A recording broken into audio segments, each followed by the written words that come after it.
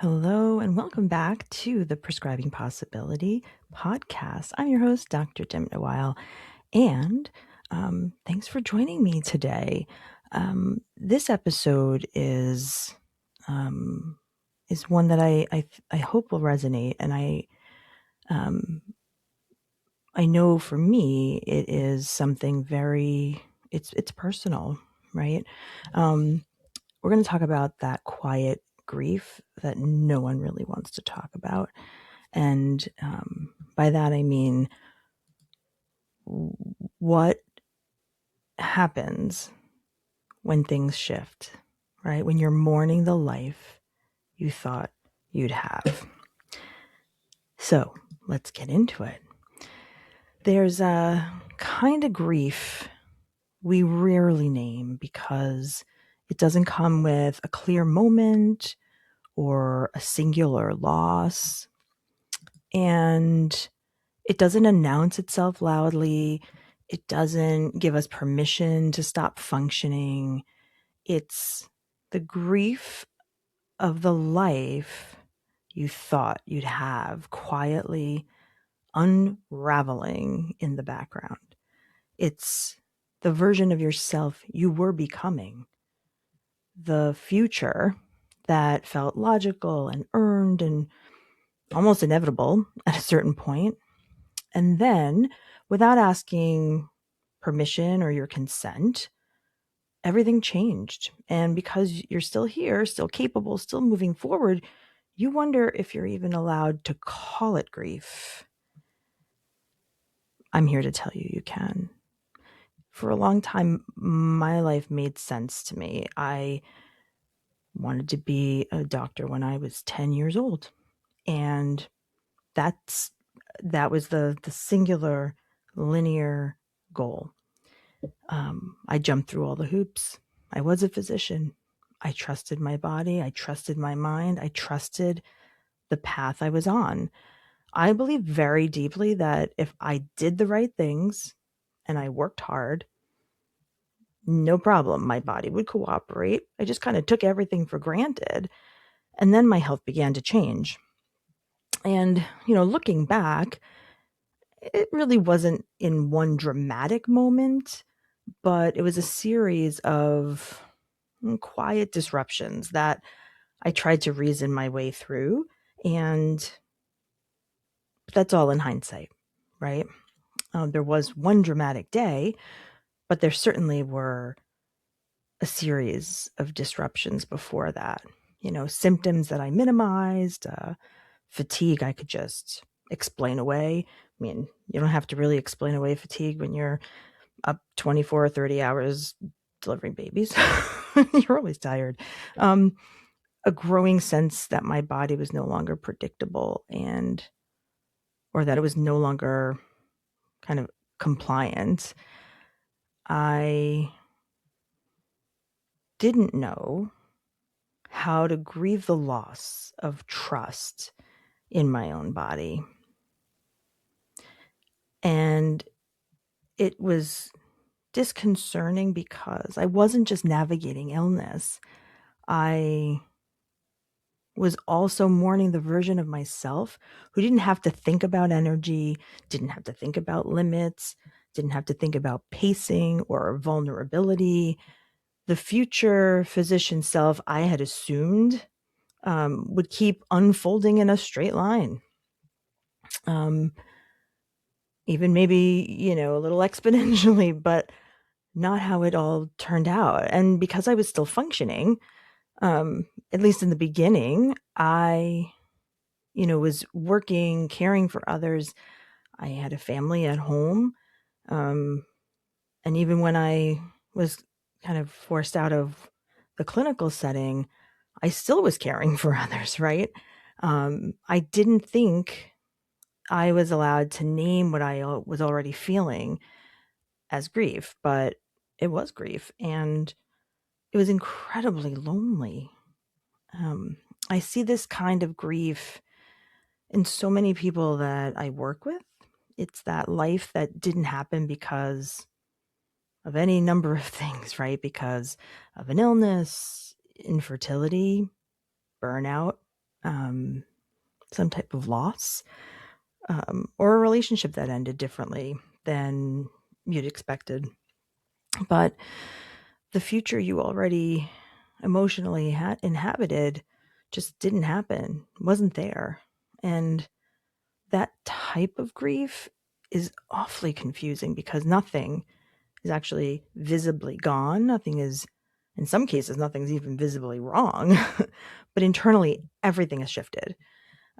You can be grateful for what remains and still mourn what never got to be.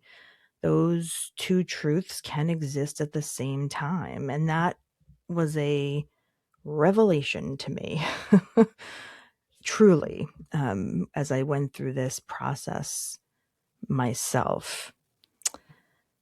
So I thought perhaps I would share a few things that can help when your grief is kind of invisible. So, first, stop telling yourself it should be over by now. Quiet grief does not disappear all of a sudden. It doesn't follow timelines, it doesn't follow milestones. It begs to be acknowledged, not rushed. So when you pressure yourself to move on too quickly, the grief doesn't resolve. It just becomes heavier and harder to carry. So sometimes the most compassionate thing you can say to yourself is, of course, this hurts. The future that I had in my mind, that mattered to me. And so just being able to make that acknowledgement and show yourself that small little bit of compassion can make a huge difference in the experience. Second, you can let yourself grieve something specific, not just a feeling. So by that, I mean vague sadness kind of can keep us stuck. It's maybe a little more challenging, but naming the loss gives it shape and it gives the experience dignity. So ask yourself what you are actually mourning. Is it the body you trusted that you can no longer trust? Is it the career you imagined having but no longer have? Or perhaps it's the sense of certainty that you once had that's no more. So you don't need to fix it. You don't need to make meaning of it right away or ever if you don't choose to. Sometimes that process of finding clarity itself is the healing. And that brings me to number 3, which is make room for grief without putting your life on hold. One of the biggest myths is that grief means you can't also be growing. It kind of, it often has this, people have this idea that grief is this, giant pause button in our lives.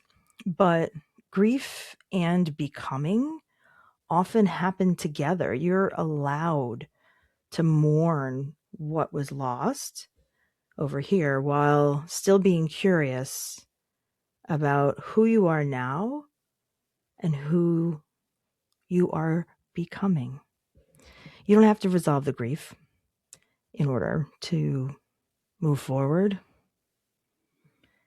And grief itself does not mean you're stuck. It often means you're standing at a threshold. You're in a liminal space. It means there is a little more introspection to be done. So I wish somebody had told me this earlier in my own journey. Grieving the life that I thought I'd have Doesn't mean I failed, even though I tried to make it mean that many, many times.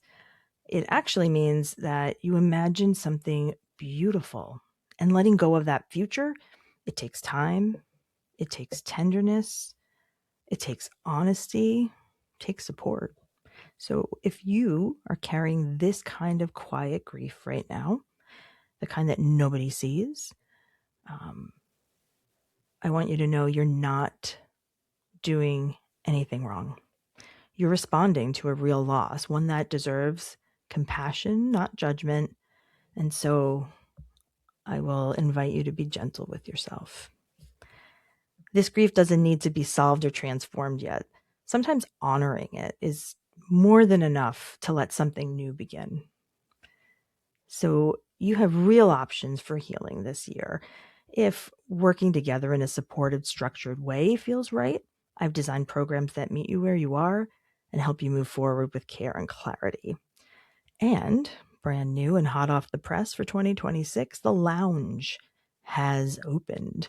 It's the Prescribing Possibility community space on Group app, and you will find that on social. We'll put a link in the show notes as well.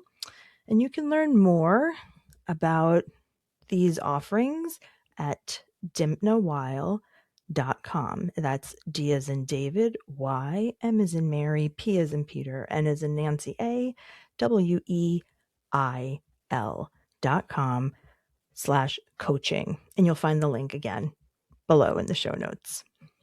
I hope that today's conversation may have shifted, perhaps, the way you've been holding grief.